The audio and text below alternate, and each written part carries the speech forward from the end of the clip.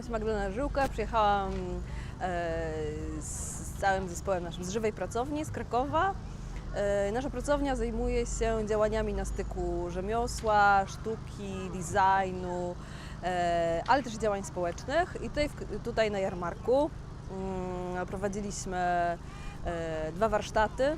Warsztat plecionkarsko-upcyklingowy, na którym wykonywaliśmy instrumenty częściowo z wikliny, częściowo czyli tradycyjnego materiału, częściowo ze współczesnych materiałów. Ten element dźwięczący, brzęczący w instrumencie to były kapsle po różnych napojach gazowanych.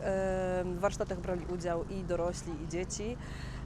To było nasze jedno działanie. Drugi nasz warsztat to były warsztaty też otwarte dla wszystkich uczestników festiwalu, dla małych i dla dużych, takie już warsztaty uruchamiające bujną wyobraźnię. Pracowaliśmy z sianem, pracowaliśmy z wełną i robiliśmy zabawki i różne formy przestrzenne z siana. Powstały i konie, i wielbłądy, i piłki, i ślimaki, dużo cudnych, pachnących zabawek. Dzisiaj przez całe popołudnie na jarmarku robimy taką wielkoskalową instalację, ogromną 5-metrową koronkę rozpiętą na trawniku na błoniach pod zamkiem.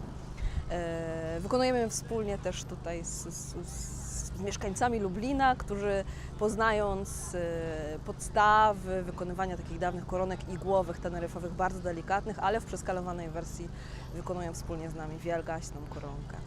Jako Żywa Pracownia jesteśmy zespołem i rzemieślników, mamy w swoim zespole i stolarzy, i plecionkarzy, i ceramików, osoby zajmujące się tradycyjnym tkactwem, haftami. I w naszej pracy, zarówno w tej części działań edukacyjnych, bo specjalizujemy się w warsztatach właśnie rzemieślniczych i sztuki ludowej, i te techniki tradycyjne i motywy tradycyjne staramy się łączyć ze współczesnością, na przykład, nie wiem, wykorzystując jakiś tradycyjny motyw, czy tradycyjną technikę w połączeniu ze współczesnym materiałem.